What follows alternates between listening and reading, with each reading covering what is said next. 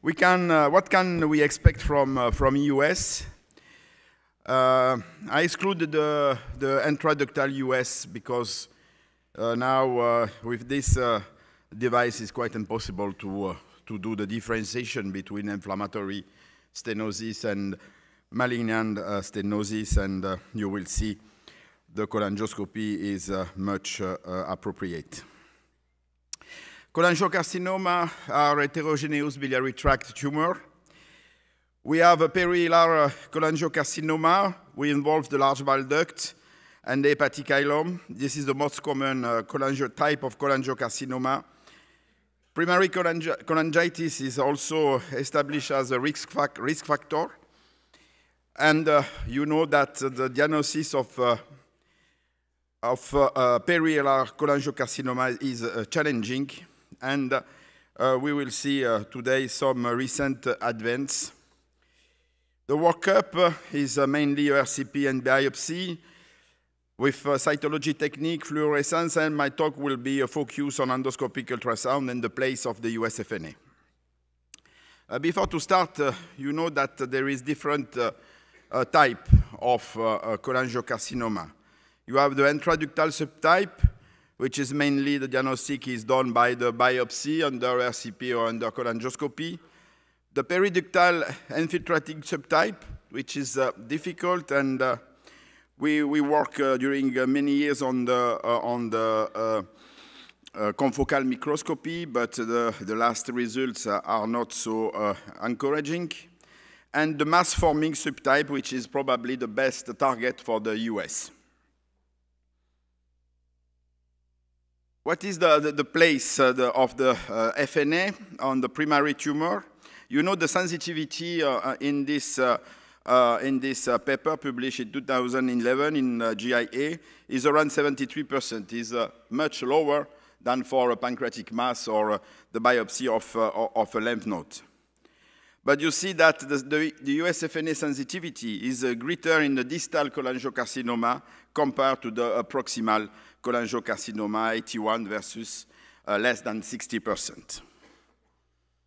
But before to start, we need to know the anatomy, the US anatomy. And you see this is the linear anatomy with the position of the probe, front of the papilla. You see, where is, okay. Here you see the bile duct. Here you see the bile duct with the cystic duct. This is from the front of papilla with the portal vein, and with an anticlockwise rotation, you can follow the bile duct, and you can follow the bile duct up to the hilum. It's possible to see the hilum with the US, and if you continue your rotation anticlockwise, you arrive at the level of the hilum with the portal vein.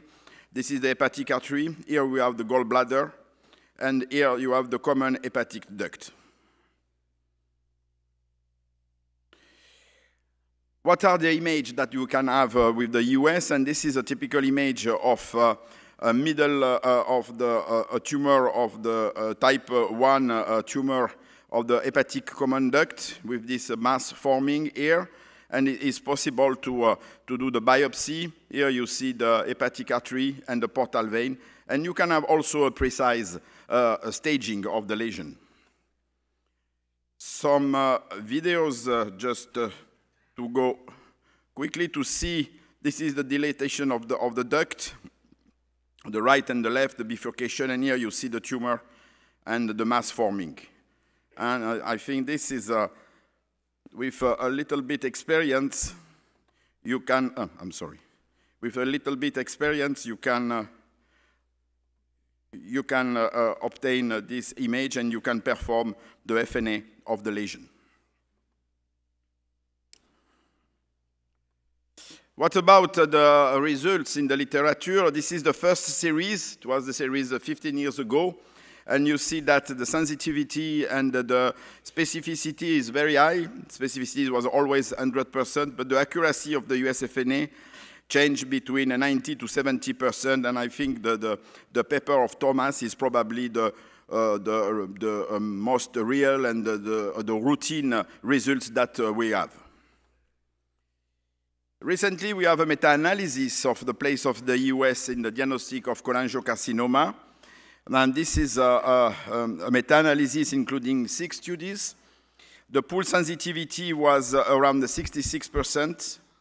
The pool sensitivity for the diagnostic of cholangiocarcinoma with mass forming was higher, 80%, and probably the choice of the US to obtain histology is function of the results of the MRI of the CT before to perform the US. But what is interesting is in 49 patients with a negative brush cytology and forceps biopsy, the sensitivity of the US FNA was around 60%. Now, this is interesting that you can have the diagnostic in this negative brush and forceps biopsy in around 60% of cases using the US.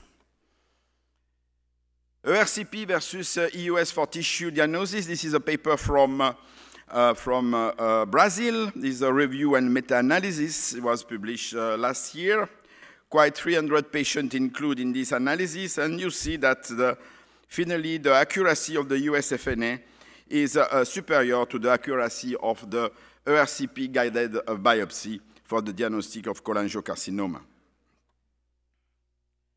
The role of FISH cholangioscopy and US FNA biliary structure. This is a recent paper. They compared all this new technique. And you see the conclusion of this paper is that the US FNA and cholangioscopy are complementary. For distal stenosis should be evaluated by US, and proximal structure should be evaluated by FISH first or today with cholangioscopy if the first biopsy is not conclusive. Finally, the place of EUS in cholangiocarcinoma is also interesting in the lymph node staging. And this is a paper published now 10 years ago in a potential 47 patients with potential liver transplant candidate. The regional lymph node were identified in all patients, and US-guided FNA detect the presence of malignant lymph node in 8 patients. In contrast with the CT and the MRI, identify a malignant lymph node in only 2 of these 8 patients. But this is interesting, not for this protocol treatment, but you can also obtain the histology of the cholangiocarcinoma if you target a suspected malignant lymph node. And this is also the two goals of the US is to try to find the lesion, to target the lesion, but also, if you don't see the lesion, this is possible, to try to find the lymph node and to try to target a suspicious lymph node to obtain the histology. To conclude, EUS and US FNA is very useful for the diagnostic of distal cholangiocarcinoma with an accuracy around 80 to 85%. Accuracy decrease around 60 to 65% for proximal cholangiocarcinoma. But EUS has also an impact on lymph node staging, and the node should be searched during the EUS examination. And of course, EUS and US FNA are complementary of the other technique of imagery as a CT scan and MRI. Thank you very much for your attention.